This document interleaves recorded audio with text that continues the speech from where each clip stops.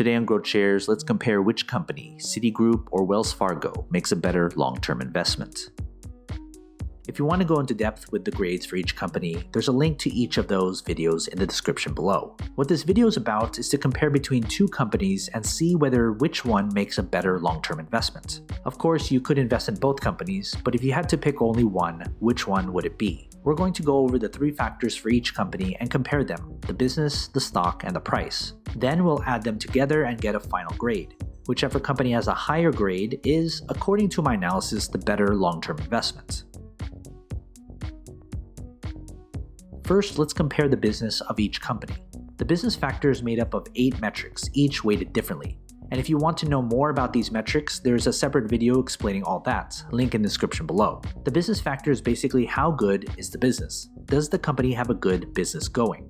Here's the comparison between both companies on a grade from 1 to 100.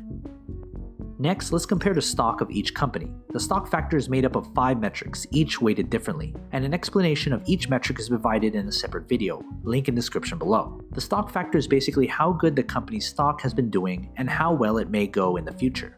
Here's the comparison between both companies on a grade from 1 to 100. Next up, let's compare the price of each company. The price factor is made up of 1 metric, the intrinsic value. Intrinsic value is basically the fair value price of the company using a discounted cash flow model. Here's the comparison between both companies on a grade from 1 to 100.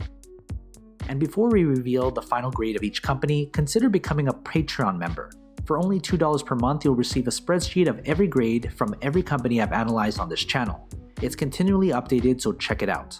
So here's the final grade of each company, giving us a clear picture of which company is the better long-term investment.